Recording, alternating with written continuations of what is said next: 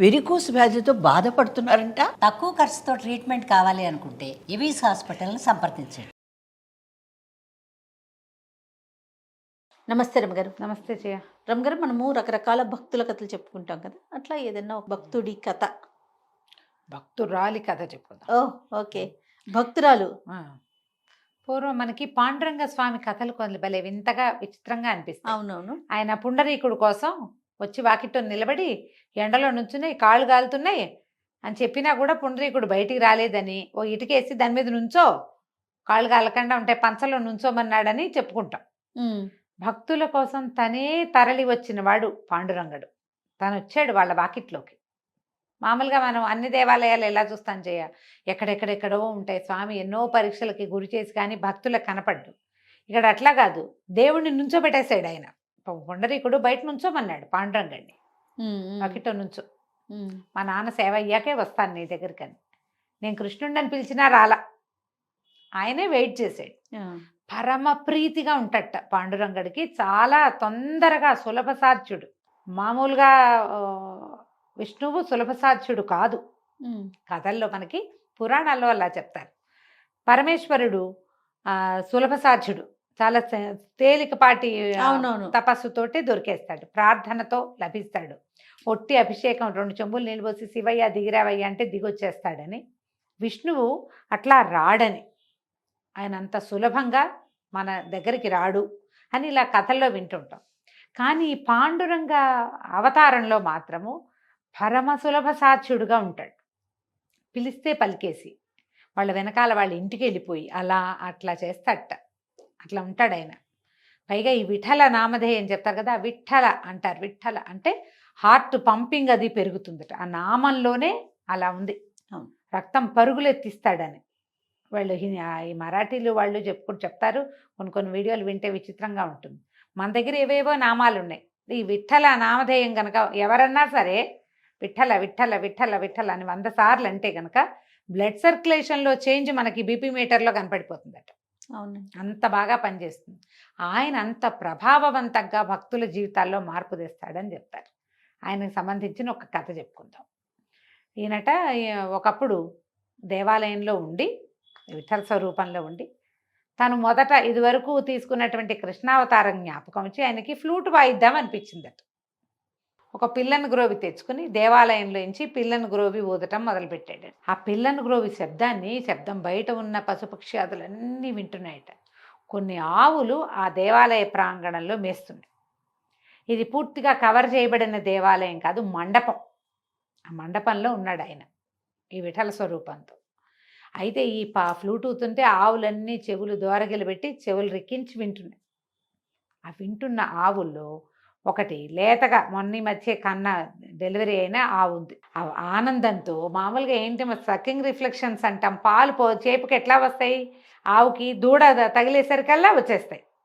లేదా వాటి దానికి సంతోషం, ఒళ్ళు గగురు పడిస్తే పాలు చేపుకి వస్తాయి. మనుషులకైనా అంతే సంతోషము. ఆహార స్వీకారం చేసిన ఫుడ్ ఫుల్గా తిన్నా, మంచినీళ్ళు కడుపు నిండా తాగిన, దూడలు వచ్చి పొదుగును పట్టుకున్నా పాలు చేపుకొస్తాయి. దాని అలౌకికమైన ఆ ఆనందంలో దాని పాలు చేపుకొచ్చి పాలు ధార కారిపోతున్నాయట బయటికి. పాలధారలు బయటకు వచ్చేసి గాలికి ఆ పాలధారల్లోంచి కొంత నురుగెళ్ళి పాండురంగడి మీద పడిద్దట, ఆ విగ్రహం మీద. పాల నురుగు పడేసరికల్లా ఆయన ఎంత సంతోషించాడోట. తన మొహం మీద పడిన ఆ నురుగుకి సంతోషించి ఆవుని తన భక్తుల్లో ఒకటిగా చేర్చుకున్నాడు. అట్లాంటి వాడు పాండురంగుడు. వినడానికి ఎంత బాగుంది, ఎంత ఆనందంగా అనిపిస్తోందో. ఆ ఆవు ఒక భక్తురాలుగా ఉంది.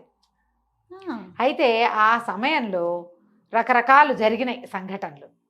ఈ ఆవు భక్తురాలుగా ఉన్న తర్వాత ఒక బ్రాహ్మణ ఆయన అంత పాయసం వండి మరి కొద్దిగా ఏదో తేనె అవి వేసి నివేదన చేసి కొద్ది తెచ్చి పాండురంగడి ముందు పెట్టి వెళ్ళాడు. కాకి, అబ్బా పాండురంగడి దగ్గర ఏదో పెట్టారు, కొన్ని మెతుకులైనా పక్కన ఉంటాయి, తిందామని పరిగెత్తుకుంటూ వచ్చింది.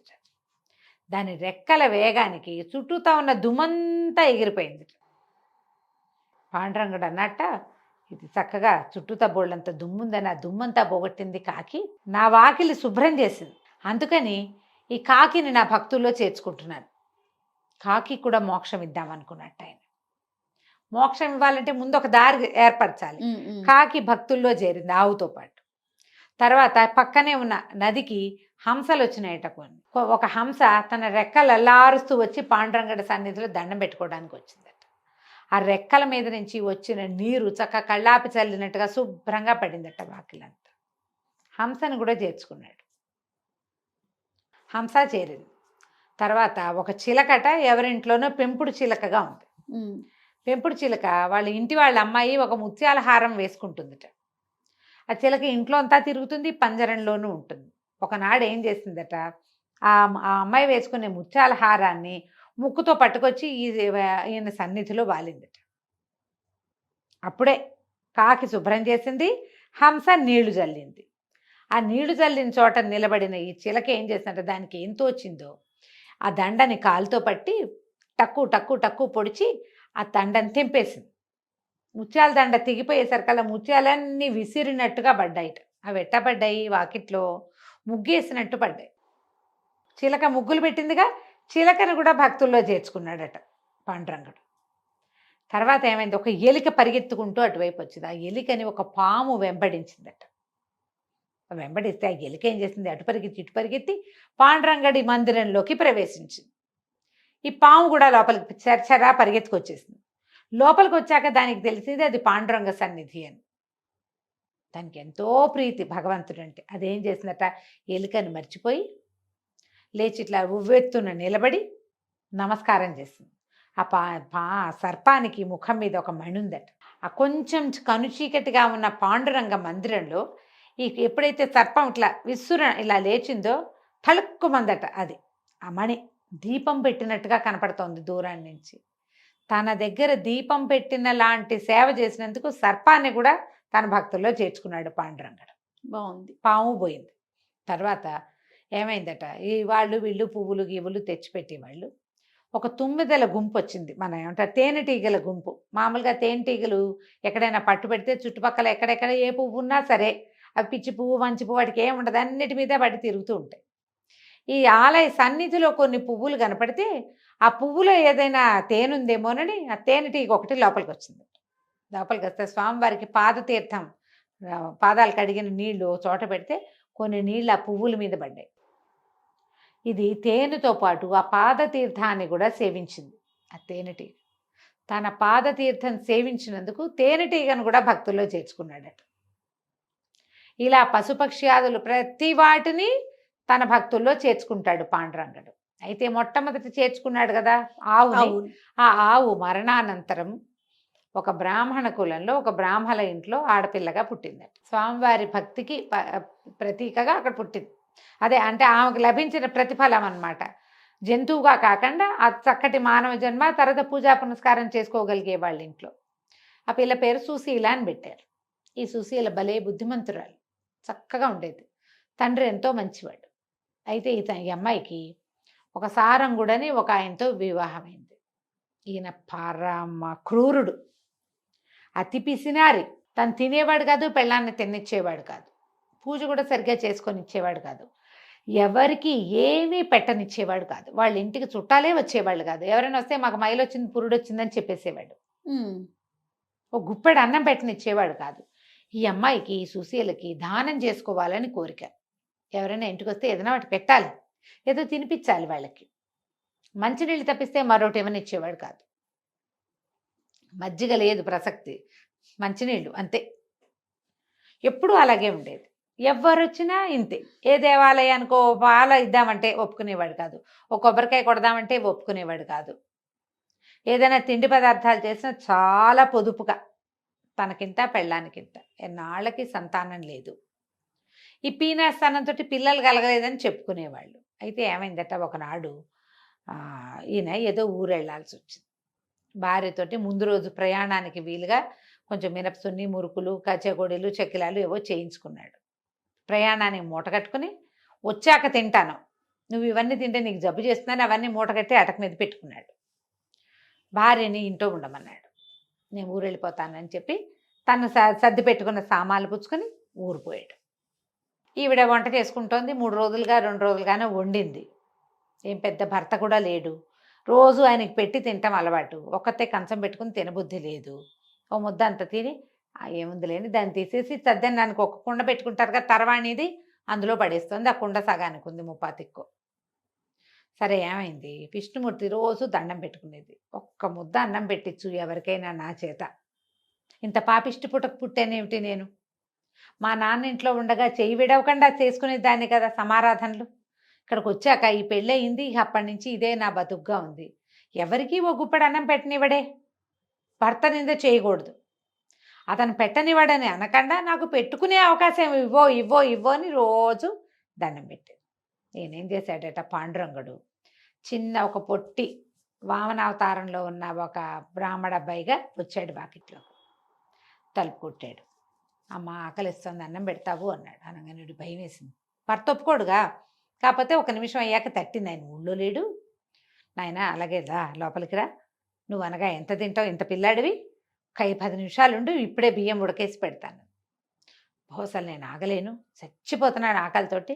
ఏది సిద్ధంగా ఉంటే అది పెట్టమంటాడు. సిద్ధంగా ఏముంటాయి, ఏమీ లేవు. సద్దెన ఉంది తప్ప ఇంకేమీ లేదు నాయన. అది ఎట్లా పెడతావు, నువ్వు బ్రాహ్మడివి, నీకు పనికిరాదు, బ్రహ్మచారివి, నేను వండుతానంటే కుర్రాడు అన్నాడు. అబ్బే అలా వద్దు, ఆ కుండలో ఏముంటే అది నాకు పెట్టు. నీకు వచ్చే పాపం ఏం లేదు, నేనే అడిగా కాబట్టి. నాకు పాపం అంటావా, నేను సాయంకాలం సంధి వార్చుకునేటప్పుడు దాన్ని పోగొట్టుకునే మంత్రం చెప్పుకుంటా. పట్టుకురా అన్నం అన్నాడు. సరే ఓ పేటేసి కూర్చోబెట్టింది, ఓ విస్తరేసింది, ఆ కుండ తీసుకొచ్చి పెట్టింది. తీసుకొచ్చి పెట్టబోతుంటే ఉండనే కుండలు అక్కుని బోర్లు ఇచ్చుకున్నాడు.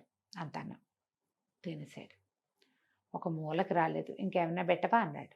తెల్లపోయింది ఈవిడ అంతా తినేసాడు. మీరు చూస్తే ఇంతేమున్నాడు. సరే ఏం చేసింది, పొద్దున్నే అన్నం వండుకుని పెట్టుకుంది తన కోసం. ఆ అన్నం గిన్నె పట్టుకొచ్చింది. తిన్నాడు. తినేసాడు. ఇంకా తే అంటాడు. బాగా ఆలోచించింది. ఏమున్నాయి, ఏమిటి ఇన్ని తినేస్తున్నాడు, ఇంకా ఆకలి తీరలేదంటాడు. పిల్లాడు చూస్తే ఇంతే ఉన్నాడు.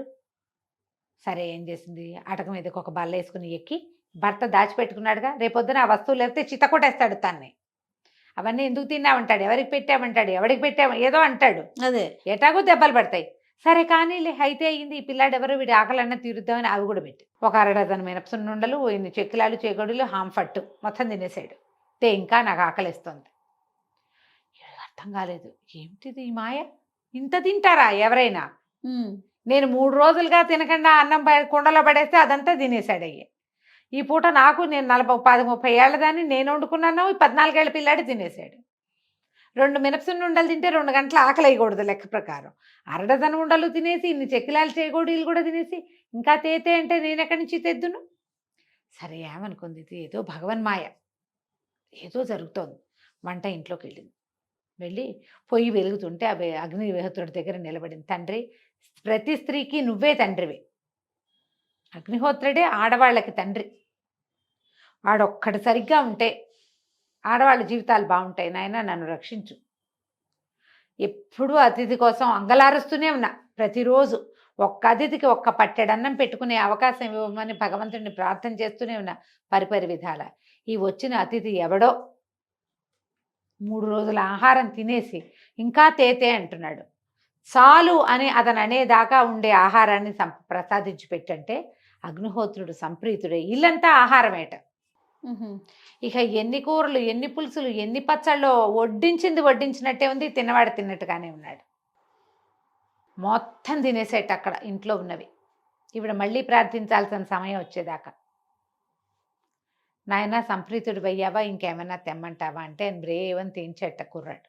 తేంచి సంప్రీతుడు అయ్యాను, నీ ప్రార్థన వల్లే, నువ్వు ఎన్నాళ్ళుగానో నువ్వు పెట్టుకోదలుచుకున్న ఆహారం అంతా ఇవాళ తినేసా మొత్తం అని చెప్పి నిజ రూపంతో పాండురంగడుగా అమ్మాయికి దర్శనమిచ్చాడు.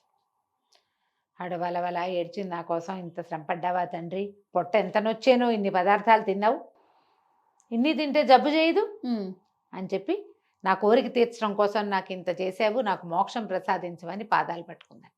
ఆయన అన్నట్టు, అప్పుడే నీకేం మోక్షం, నీకు ఇప్పుడు మోక్షం లేదు, మనవల్ని ఎత్తి, మునిమన్నవల్ని ఎత్తి అప్పుడు మోక్షం వస్తుంది, అప్పటిదాకా జీవించాలి నువ్వు అన్నాడు. అనేసరికి, అయ్యా నాకు సంతానమే లేదు, నాకు మనవలు మునిమనవలు ఎలా వస్తారు నాయన అంటే, నీ సంతానం లేకపోవటం ఏమిటి, నీతో పాటు 5గురు ఉన్నారు, వాళ్ళు 5గురు నీకు కొడుకులుగా పుడతారు, నువ్వు మనవల్ని ఎత్తుతావు, మునిమన్నవల్ని ఎత్తుతావు, ఈ సంసారం గంపెడయ్యేదాకా చూసి ఆ అప్పుడు- తర్వాత నీకు మోక్షం వస్తుంది అని చెప్పాడు. ఈ ఆవుతో పాటుగా పాండురంగడి సేవకి పాత్రత కలిగినటువంటి కాకి, హంస, పాము, తర్వాత ఎలుక? ఎలుక లేదు, పాము, తేనెటీగ, చిలుక. ఎలుక పారిపోయింది, పామే కదా పామే కదా, సేవించింది. అవునవును. అదే కాకి, హంస, చిలుక, పాము, తేనెటీగ 5గురు ఈవిడికి కొడుకులుగా పుట్టారు. ఓహో 5గురు కుమారులను కానీ తర్వాత ఎంతకాలమో పిల్లలతోటి సంతోషంగా ఉండి కుమారులకి వివాహాలు అయ్యి వాళ్ళకి పిల్లలు పుట్టి ఆ పిల్లలకు కూడా పిల్లలు పుట్టాక ప్రశాంతంగా విష్ణునామస్మరణ చేసుకుంటూ ఈ సుశీల అన్న ఆవిడకి కైవల్యం లభించింది. అయితే ఈవిడ భర్త దుర్మార్గుడు, కటికవాడు. భగవంతుడు అతని మనస్సు మార్చేశాడట. అతని బుద్ధిని భగవంతుడు మార్చేశాడు. పిల్లికి బిచ్చం పెట్టని అతను ఇంటికి వచ్చాక దాన ధర్మాలు చేశాడు, దేవాలయాలు కట్టించాడు, ఎన్నో చోట్ల సత్సంగాలు ఏర్పాటు చేశాడు. తర్వాత పండరిపుర యాత్రలు అరేంజ్ చేసేవాడు. జనం అంతా వెళ్తుంటే వాళ్ళకి ఏర్పాట్లు చేసేవాడు. అలా ఎన్నో దైవ కార్యాలు చేస్తూ భార్యాభర్త ఇద్దరు సంతానాన్ని కానీ వాళ్ళ మనవల్ని ముని మనవలు అయ్యేదాకా జీవించి ఉండి ఈవిడ ముందు ఈవిడ తర్వాత భర్త ఇద్దరూ కైవల్యాన్ని పొందారు. కథ కంచికి మనం ఇంటికి. ఎంత బాగుందో రమ్మగారు. నమస్తే అండి. నమస్తే చే.